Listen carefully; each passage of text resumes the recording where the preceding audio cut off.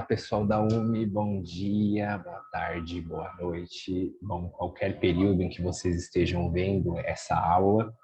Meu nome é Ariel e eu estou aqui para dar continuidade ao nosso mini curso sobre BPC e aposentadoria. Hoje eu vou falar com vocês um pouco sobre a aposentadoria por idade, né, dando sequência ao que a gente já viu até aqui. Só retomando, vocês tiveram a primeira aula que foi sobre BPC com a minha colega de trabalho, a Priscila, e ela explicou para vocês quem tem direito, como que funciona, o que é o BPC.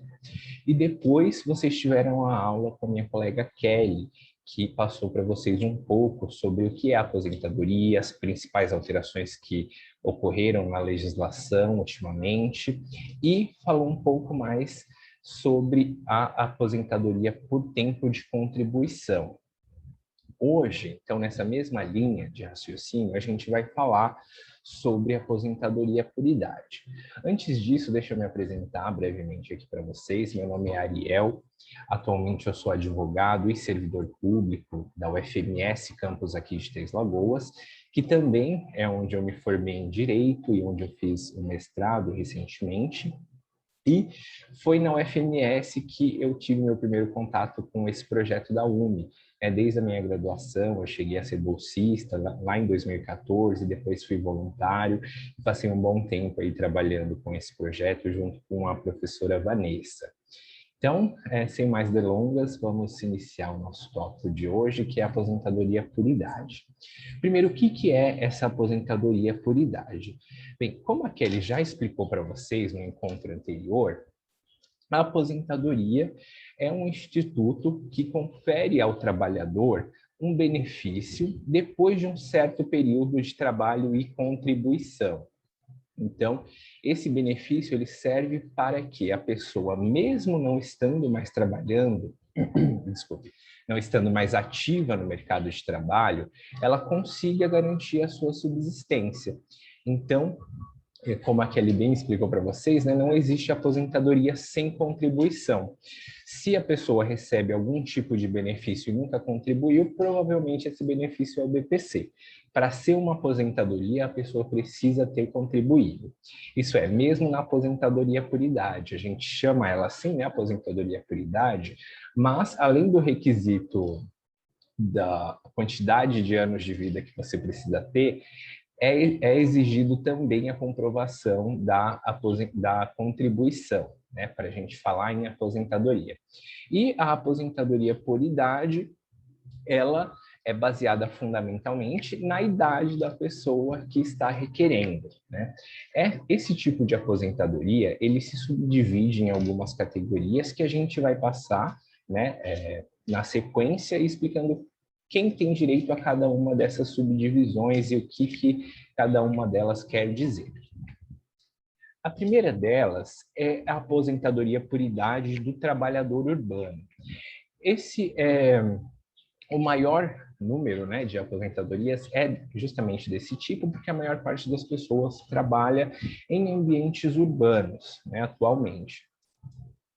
Para esse tipo de trabalhador, existem alguns requisitos específicos, que são esses que eu vou falar para vocês agora. Então, o primeiro passo, né, para você saber se você tem direito a essa aposentadoria, é analisar o lugar onde vocês trabalharam, né? Se vocês trabalharam na cidade, no ambiente urbano, já tem uma grande probabilidade aí do seu trabalho estar enquadrado dentro dessa regulamentação para aposentadoria por idade urbana. Então, esse fato, né, de você trabalhar em um ambiente urbano já é o primeiro ponto. Depois disso, você tem que observar as contribuições e o tempo que de fato você trabalhou. Então, como eu vou saber se eu teria acesso a esse direito? Você pega a sua CLT, a princípio, e verifica se o período em que você trabalhou corresponde a 15 anos ou a essas 180 contribuições. E, por fim, chegando no requisito de idade, você precisa ter 65 anos, se for se identificar como homem, ou 60 anos de idade, se for se identificar como mulher, né? Então, além dos elementos de idade, a gente vê também que você precisa comprovar essa contribuição. Então, a gente chama aposentadoria por idade, mas tem outros fatores relevantes. Bem, outro tipo de aposentadoria por idade bastante comum é a aposentadoria por idade do trabalhador rural. Então, ao contrário do que a gente mencionou na anterior, na urbana, aqui o trabalhador precisa primeiro verificar se o ambiente em que ele trabalhava era um ambiente rural e a atividade que ele exercia era uma atividade principalmente, né, majoritariamente rural. Então, esse é o primeiro fato que vocês têm que se atentar. Quanto à contribuição, o período é exatamente o mesmo da aposentadoria por idade urbana. 180 contribuições ou 15 anos de trabalho, que dá na mesma. Então, deixando mais claro aqui para vocês, esse é o período de carência, o tempo mínimo. Então, se você tem mais, não tem problema nenhum, ótimo, melhor para você, você tem acesso a esse direito. Só que lá para a aposentadoria urbana, enquanto a gente tinha 65 anos de idade para homem e 60 anos para mulher, aqui na rural a gente tem uma redução de 5 anos, né, para as duas categorias. Então, se você se identifica como homem, você precisa ter 60 anos de idade e para mulheres 55 anos de idade.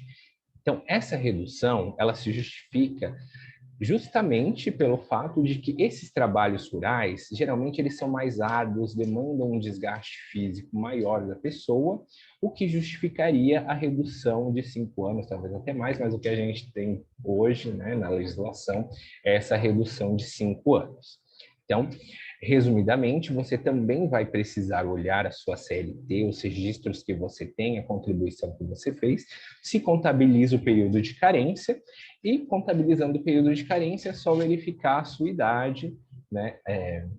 Acredito que todos se lembrem, mas existe esse requisito também importante da idade, que é 5 anos menor que os trabalhadores urbanos, tá bom? Outra categoria dentro da aposentadoria por idade é a do segurado especial, né? Quem seria esse segurado especial? Resumidamente, a gente pode colocar que é aquela pessoa que trabalha sozinha ou junto com a própria família em uma atividade voltada para a produção, né? Uma produção menor, em menor escala, que consiga ser realizada a princípio só por essa pessoa ou por ela e sua família. Essa atividade geralmente é rural, mas existem outras categorias que podem se enquadrar como segurado especial. Por exemplo, pescadores que trabalhem sem embarcação ou em pequenas embarcações, pessoas indígenas que produzam artesanato ou também trabalhem com pesca ou outras atividades. E existem outras possibilidades além dessas. Essas são as mais comuns do segurado especial. E esse tipo de aposentadoria ele tem algumas vantagens em relação aos outros que eu mencionei. A principal delas é pela contribuição. Essa contribuição, enquanto o trabalhador rural comum e o trabalhador urbano recolhem, via de regra, por meio do seu empregador, quando eles são registrados em carteira de trabalho, CLT, tudo formal, esse recolhimento, então, é feito pela pessoa que contrata o trabalhador. Agora, no segurado, na questão do segurado especial, quem faz esse recolhimento é quem compra do segurado especial.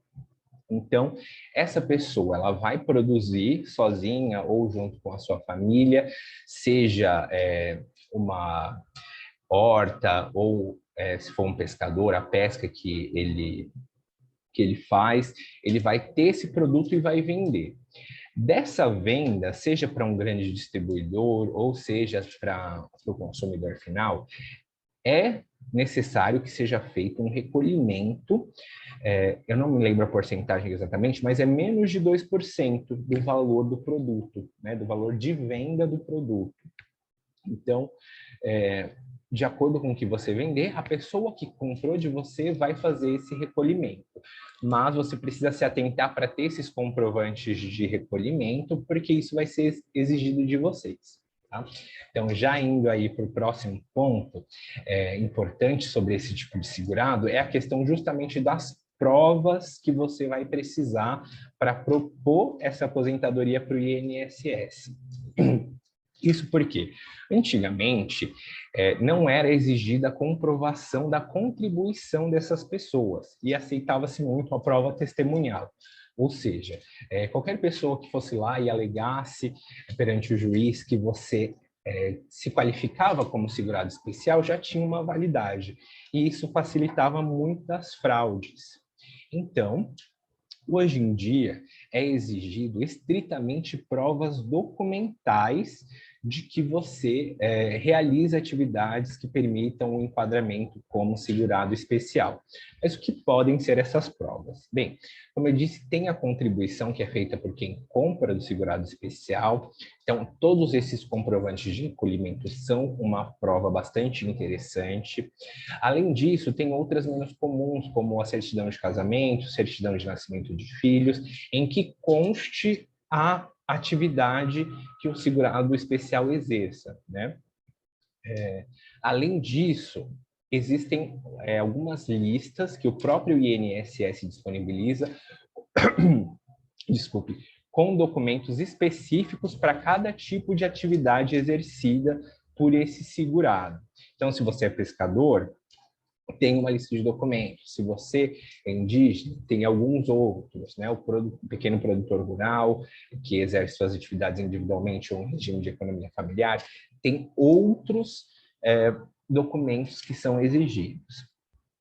Isso porque, né, justamente como tem algumas facilidades, a Previdência já toma essa precaução de conseguir verificar a veracidade, né, a verdade do que está sendo alegado, somente por provas documentais.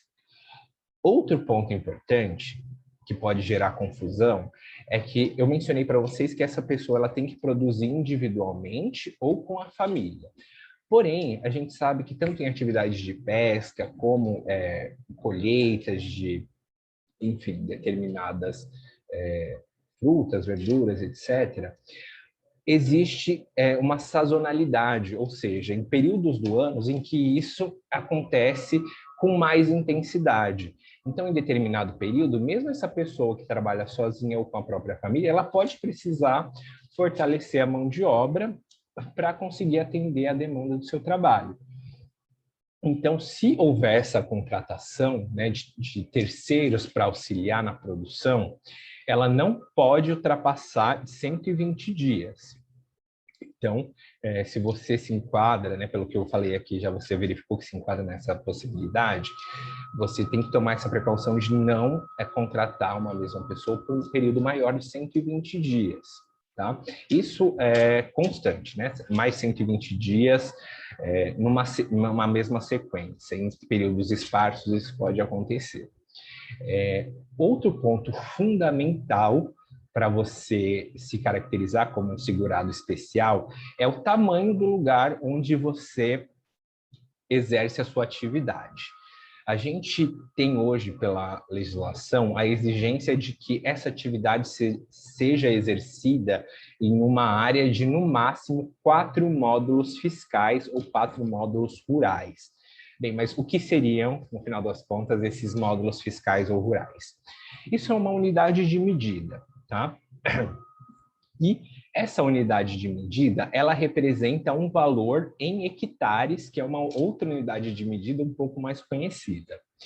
Porém, esse cálculo, ele varia de município para município, tá? Então, é uma regulamentação local do lugar onde você exerceu a sua atividade, que vai determinar o tamanho máximo dessa propriedade.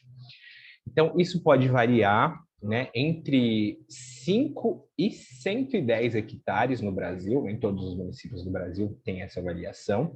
Aqui em Três Lagoas, especificamente, a gente tem um módulo fiscal equivalendo a 35 hectares. Ou seja, para você ser um segurado especial, a sua propriedade tem que ter no máximo 35 mais 35, 70, 140 hectares. Então, esses são os principais pontos que você tem que olhar para verificar se tem direito à aposentadoria por idade como segurado especial. Esses três que eu falei anteriormente, eles são categorias específicas que exigem uma documentação própria, né, para cada uma delas. Mas, além dessas que eu mencionei, existe uma outra, que é a aposentadoria por idade híbrida. Híbrida justamente porque é uma mistura de uma coisa com outra, né? Porque é comum existirem pessoas que trabalham um período da vida no meio rural, depois querem mudar de vida e vão para a cidade e acabam exercendo outra profissão, ou vice-versa, a pessoa sai da cidade, vai para o campo e começa a exercer atividade rural. Isso não prejudica o seu direito à aposentadoria, né? Você vai poder utilizar, sim, tanto o período que você trabalhou no meio rural, como o que você trabalhou no meio urbano. Porém, a regra que é aplicada é a regra do trabalhador urbano, que é uma regra um pouco mais difícil, né, de ser alcançada, porque ela exige uma idade de 5 anos maior do que a aposentadoria rural. Então, você vai precisar dos documentos para comprovar a atividade rural e a atividade urbana, porém, o INSS vai aplicar as regras da aposentadoria urbana, que são, né, as 180 contribuições ou 15 anos de trabalho, e 65 anos de idade para homem e 60 anos de idade para mulher. Tá? E o período que você trabalhou como empregado ou trabalhador rural, você vai precisar se atentar à documentação exigida, que pode ser um pouco diferente da aposentadoria urbana, tá bom? Agora, falando especificamente sobre a documentação.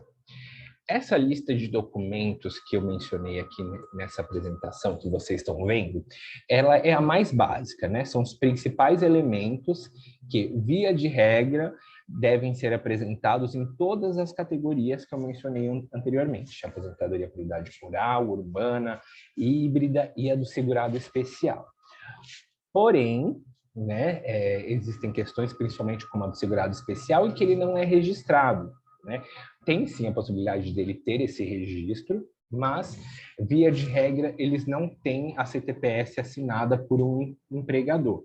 Então, ele vai recorrer às listas específicas do INSS que trazem a documentação para cada atividade. Mas, no geral, você precisa da CTPS, Carteira de Trabalho e Previdência Social, dos carnês de contribuição, né, isso para quem recolhe individualmente, e também, né, para o segurado especial, que ele próprio cuida para o trabalhador rural, que cuida ele mesmo da própria contribuição, e o segurado especial, quem faz essa contribuição é quem compra dele, mas ele também pode ter esses comprovantes. Outro documento importante é a certidão de tempo de contribuição, ou CTC, né, que é um documento também fornecido pelo INSS, que vocês conseguem na plataforma, ou pelo site ou pelo aplicativo. E, por último, é o extrato do CNIS ou CNIS, né, Cadastro Nacional de Informações Sociais, atualizado. Esse atualizado geralmente entende-se como os últimos 90 dias a partir da data que você vai apresentar o pedido. Então, vou apresentar o pedido hoje. Você tem que ter esse extrato atualizado nos últimos 3 meses, né, os últimos 90 dias. Então, via de regra, esses são os documentos mais importantes, porém, principalmente para o segurado especial, existem outros documentos um pouco mais complexos, que eu não vou mencionar detalhadamente aqui hoje, por uma limitação de tempo, né? Até mesmo porque, como são várias possibilidades de enquadramento como segurado especial, cada uma delas exige uma lista específica de documentos. Bem, mas eu sou pescador, tenho uma pequena embarcação, queria saber quais são os documentos que eu vou precisar. A minha indicação é que você verifique no aplicativo ou no site do INSS, como a Kelly já apresentou para vocês o site, agora vocês podem ter um domínio maior dele e utilizar mais ferramentas, mas esses 3 documentos que estão aqui, os carnês de contribuição, CTC, extrato do CNIS, vocês conseguem solicitar pelo site ou aplicativo Meu INSS. E nesses mesmos locais, vocês conseguem ter acesso às listas completas da documentação que você precisa para cada tipo de atividade, certo? Então, gente, isso que eu tinha programado para passar para vocês, eu tentei utilizar uma linguagem um pouco mais simples, não me ater muito aos termos jurídicos, mas posso ter falhado em algum momento. Então, eu permaneço à disposição de vocês para eventuais esclarecimentos quanto ao que eu falei aqui hoje, tá? Se vocês tiverem alguma dúvida específica referente ao que a gente apresentou nesse curso, vocês podem encaminhar para o pessoal da UME, tá? Podem enviar para o pessoal que está organizando, que eles encaminham para a gente tenta responder diretamente para vocês, ou se for o caso, a gente também pode gravar uma outra aula só com as respostas das dúvidas específicas que vocês tiveram, tá bom? Então, por hoje é isso. Muito obrigado pela atenção de vocês. Fiquem com Deus e até a próxima. Tchau.